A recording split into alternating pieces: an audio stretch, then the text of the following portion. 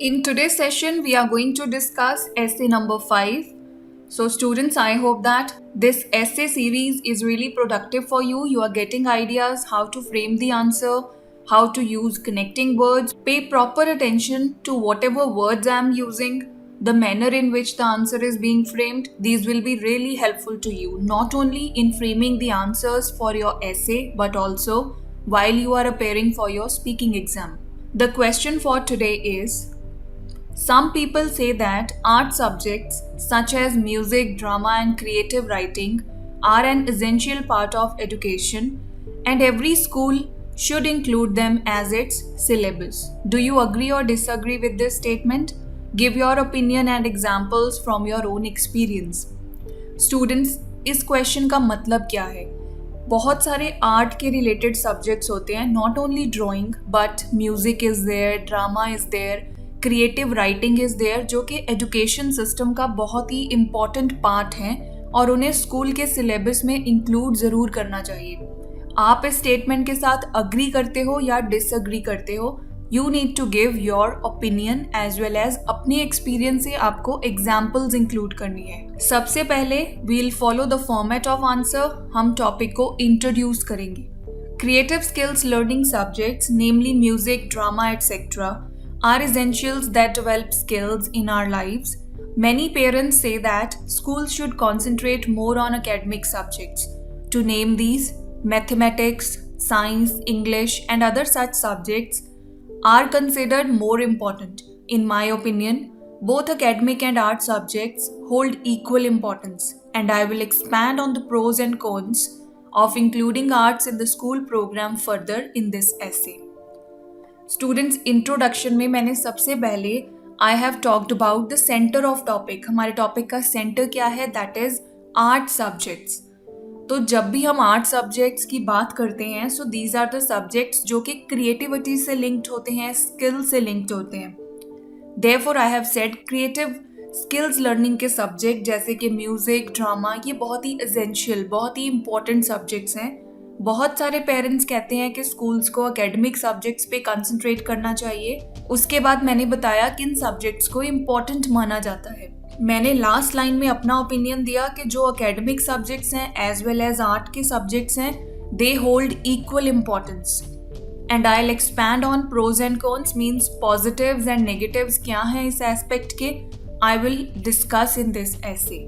Now students, आपके note करने की क्या चीज़ है? सबसे पहले You can just note down the last line of introduction.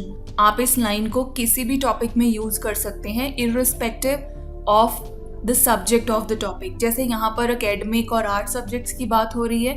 Just be conscious, pick up the subject जो भी आप ऐसे का आंसर फ्रेम कर रहे हैं. Just put that subject in it and you can use this line. आप इस लाइन को इंट्रोडक्शन के लास्ट में यूज कर सकते हैं. So you can pause the video and note down the line. Right, ये थी हमारी introduction.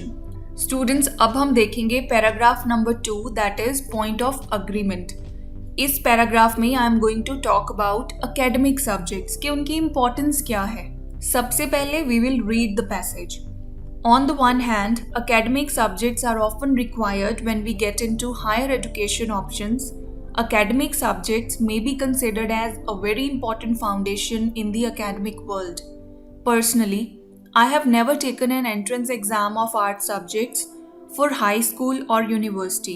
In other words, schools measured my academic abilities using academic subjects, not art subjects. To suit the current educational system, many parents in my home country send their children to cram schools to study academic subjects deeply. इस passage में मैंने बताया, जब भी आपको higher education की तरफ जाना है, स्टूडेंट स्कूल के बाद यू गो टू कॉलेज, वहाँ पर आपके एकेडमिक सब्जेक्ट्स रिक्वायर्ड हैं. ये ट्रेंड है हमारी कंट्री में. एकेडमिक सब्जेक्ट्स को एक फाउंडेशन माना जाता है एकेडमिक वर्ल्ड की. पर्सनल एक्सपीरियंस मैंने इंक्लूड किया है. It is a very common scenario. Students, अगर आप क्वेश्चन में देखो तो आपको बोला गया है आप एग्जाम्पल्स या ओपिनियन बताइए अपना. देयरफॉर मैंने बताया कि मैंने कभी भी आर्ट सब्जेक्ट्स के लिए हाई स्कूल या यूनिवर्सिटी में कभी भी कोई एंट्रेंस एग्जाम नहीं दिया. एंड आई डोंट थिंक ऐसा कोई एंट्रेंस एग्जाम होता भी है. इन अदर वर्ड्स, स्कूल ने एकेडमिक एबिलिटीज जो है कैसे मेजर करी? By academic subjects, not art subjects. Class के toppers to go from one class to other, उसमें हमारे जो मेजर सब्जेक्ट्स हैं जिन्हें हम मेन सब्जेक्ट्स कहते हैं, उसके बेसिस के ऊपर द स्कोर्स आर कैलकुलेटेड। जो कि करंट एजुकेशन सिस्टम है मेरी कंट्री में, होम कंट्री में, पेरेंट्स स्टूडेंट्स को उन स्कूल्स में भेजते हैं ताकि वो एकेडमिक सब्जेक्ट्स को डीपली स्टडी कर सकें, क्रैम कर सकें, राइट? अब हम फ्लिप साइड के बारे में बात करेंगे। What is that? Art subject. On the flip side, art subjects enhance the qualities like creativity and flexibility. For instance, liberal arts include cultural understanding and knowledge. In addition to this is an era of computerization and artificial intelligence are replacing human efforts more and more. In this regard, human creativity becomes more significant.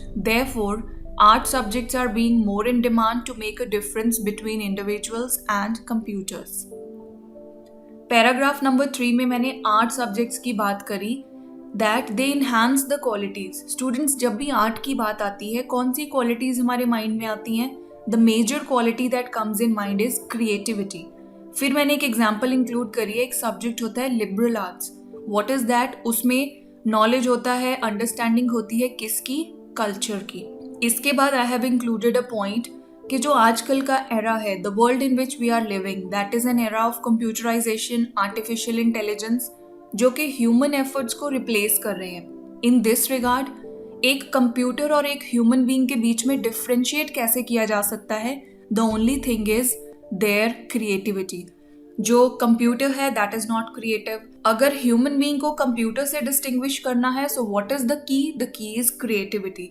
और वो creativity एक individual में, एक बच्चे में, एक student में कैसे आएगी? From art subjects, right? So this way I have explained. Now it is the time to conclude the topic.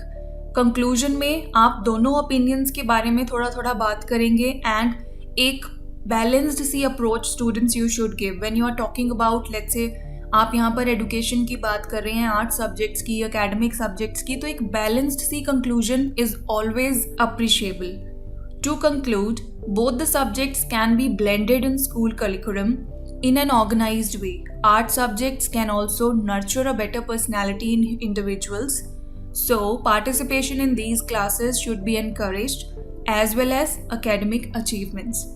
Because ये सिर्फ मेरा ही opinion नहीं होगा, I think maximum students, maximum people who will speak about this topic or write about this topic, they will have such thing.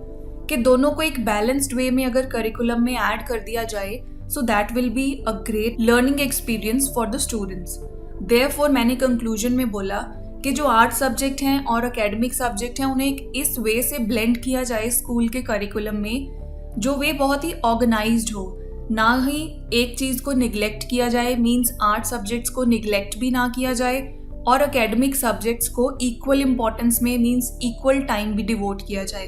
Because art subjects जो हैं वो एक person की पर्सनैलिटी को बेटर करने में, उसे नर्चर करने में मदद करते हैं। सो देयरफॉर इन क्लासेस में पार्टिसिपेट करना एनकरेज करना चाहिए along with academic achievements. So this is how you can frame the answer to this question. I'll meet you in the next session. Till then, practice very well.